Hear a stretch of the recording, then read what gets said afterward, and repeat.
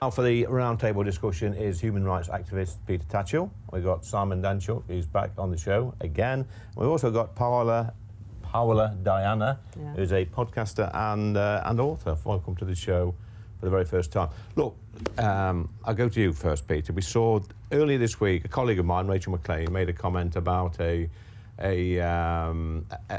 political candidate who was is a man, but is now identifying as a woman, and I think the comment was something like, it's a man in a wig.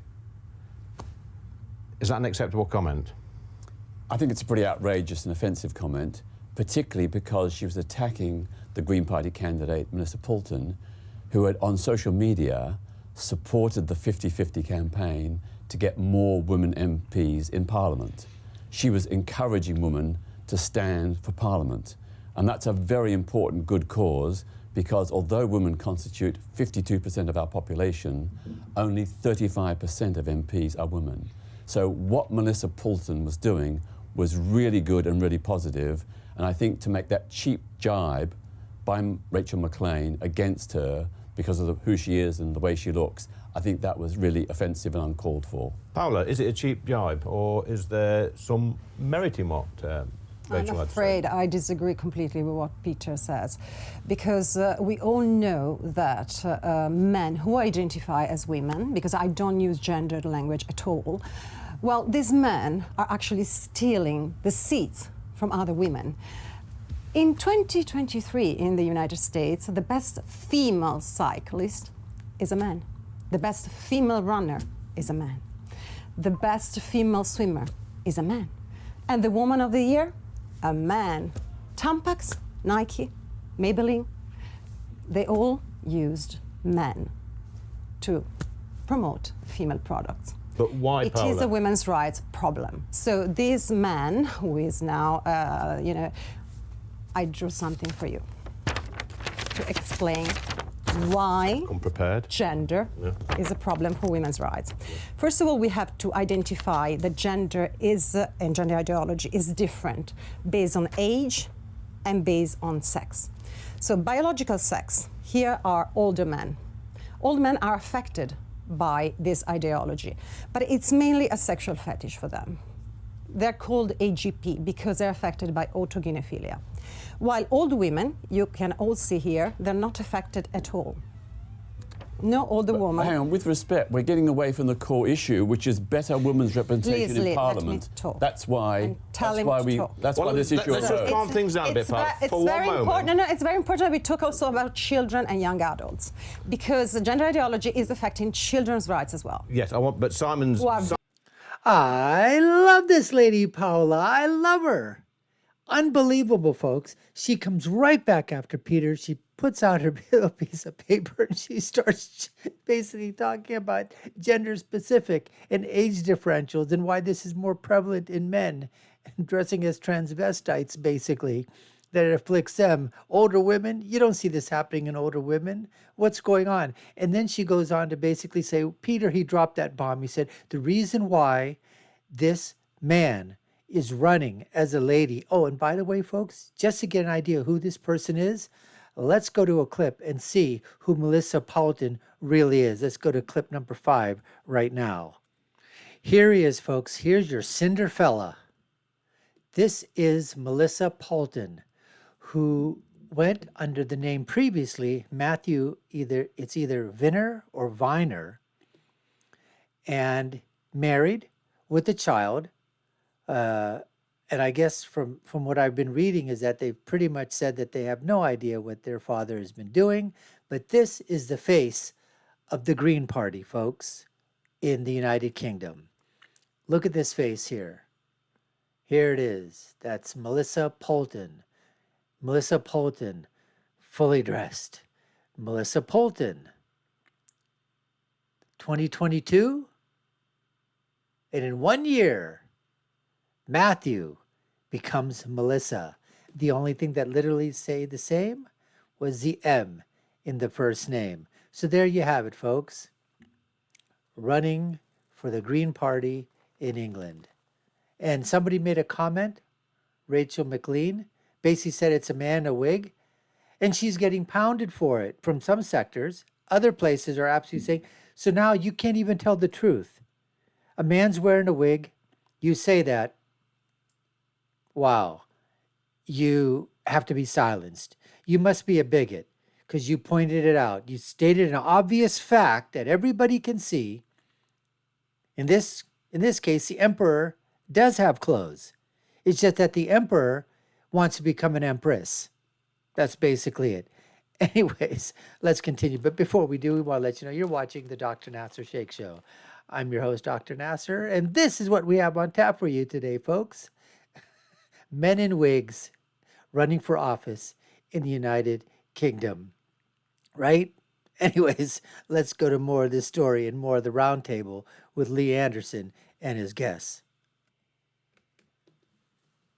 He's looking very lonely there in the middle. Simon, you'll chip in with And this. between these two, Simon? yeah, well, I think this is a really interesting analysis. In terms of Rachel McLean, I think she has the right to say what she wants. There is clearly a distinction He's a between trans women and women, and it's right and proper to draw a distinction between the two. You can't just this Melissa person you can't just put an ill-fitting wig on, some lipstick, call yourself Melissa, and then expect everybody to buy into you being a woman. I'm sorry, Exactly. it's just not. You know, you're. I love his accent. I'm sorry. And did you see Lee Anderson over there just basically, oh my goodness. What do you say? Can't put lipstick on a pig? Well, I guess you can, but it's so big. Away with the fairies if you think the general public buy into that. They just don't. Well, that's interesting. Yeah. Away with the fairies, ill-fitting wig.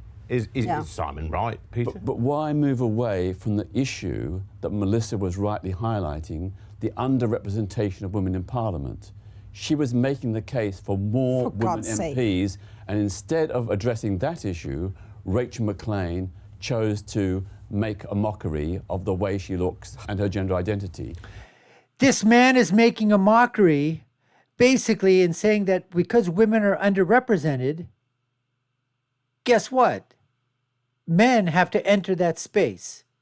So men getting elected, dressed as women, with a wig, saying they're women, but they're really not, and then getting elected to office, can now say that women are going to be represented because a man is representing them as a woman to be represented, so more women can be represented. Did you follow any of that, folks? Did you follow that? Because I'm sorry, but right now I'm like twisted into a freaking pretzel, and I'm going to have to go to my chiropractor in a couple of days to unbend. I've got to unbend from the tongue twisting and the mental gymnastics and the linguistical gymnastics that I had to put through to sort of get that out there. And even I'm not even sure what I really said. I just said it. So I hope it made sense to you, because I'm thinking in my mind, did it make sense or did it not? Anyways, let's continue and see what Peter has to say. Now, Simon is absolutely right. There is an absolute distinction between women and trans women. They're not the same. One is based on chromosomal sex, the other is based on gender identity. They are different, but equally valid. Yep. And I think we need to not confuse the two. Sex and gender identity are two different things, and my view is live and let live. Paola, I can see the cogs rolling round. You want to come back on that, It's don't a you? huge women's rights problem, Lee. Yeah.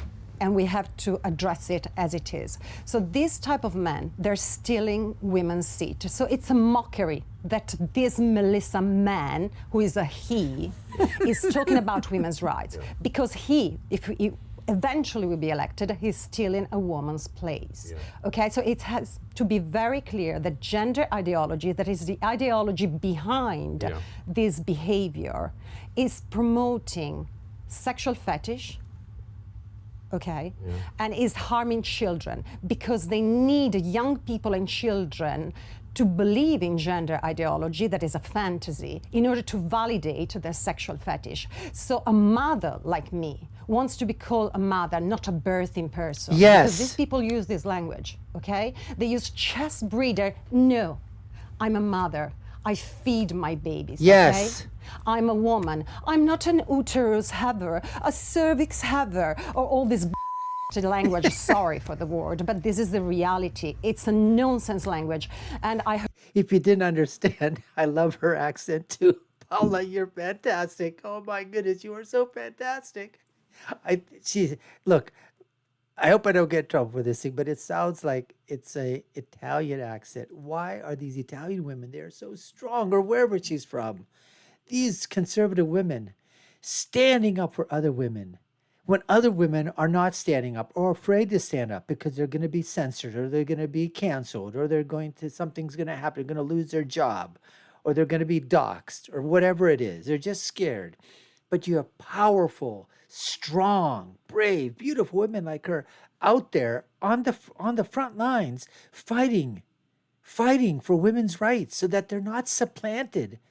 You want to talk about being misogynistic?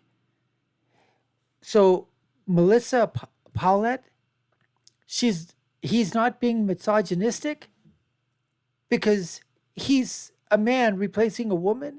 And like what she said was, I'm not a uterus haver. I'm not a cervix caretaker. I'm not a chest feeder. All right? She goes, I'm not a birthing person. I'm a mother.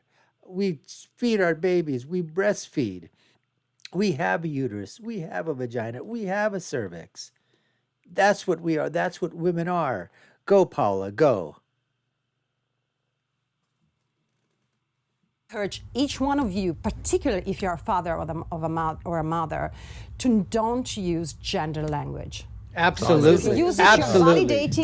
you're validating these ideologies that is highly dangerous. Surely, and it wants to erasure of female identity. Paula's got a point that this man, and let's be clear, most people will think he is a man with a wig on. An Whether ugly it's all fitting man. or not, I don't know. But it is a man with a wig on, identifying as a woman. Is he stealing women's jobs and women's rights?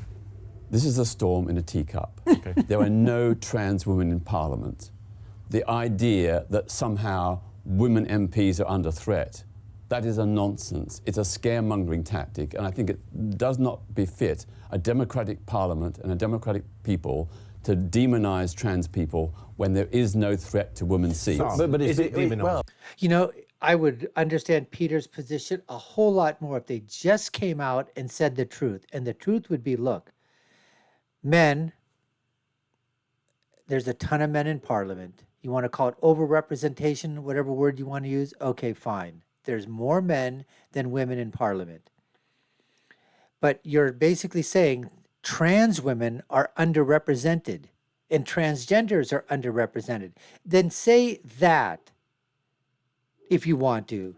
But don't go about saying that this trans woman who is a biological male is fighting for the rights of women so that women can be elected to Parliament when he himself is a man. He's not doing it for the transgender movement. You would be more intellectually honest, and the argument would be laser focused on the fact that, you know what? Okay, there's no transgender men in Parliament. There's no transgender women in Parliament. Then you got to go, what about the people that are saying they're non-binary? What about them?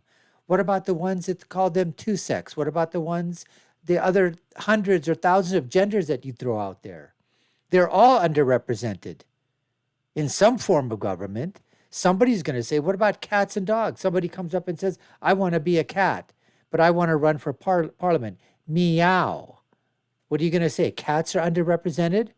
Are we going to go to the feline population and now start asking the feline population what they think?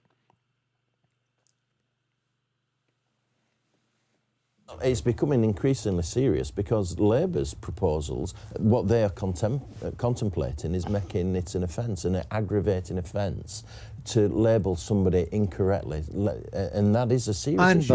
I would be totally opposed to such legislation, but they are contemplating, if they get into power, making it an aggravating offence to misgender somebody, and that's where Rachel McLean would then have a serious problem. Exactly. Thank you, and that's Simon. totally wrong. Thank you. I'm also against criminalisation, Yeah. but I think it's just common decency to be yeah, respectful common for other people. decency. Even if we disagree with them, just show respect and No. kindness. Yeah, There's, we there's get- we too get- much No. hate and prejudice We in get this that, world. Pete. No, this is Oh. an excuse. Paula, you're a woman.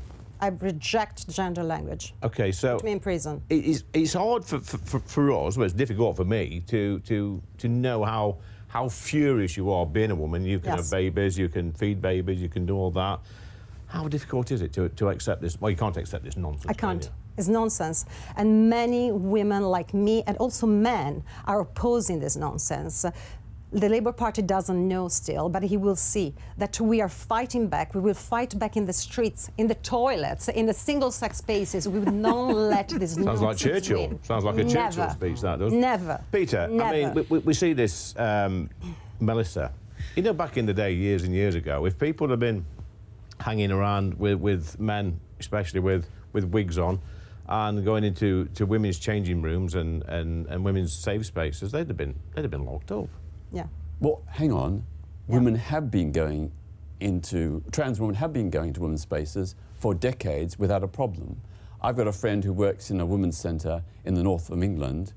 That centre, with the agreement of both the staff and the women users, has accepted trans women for 7 years. There's never been a problem.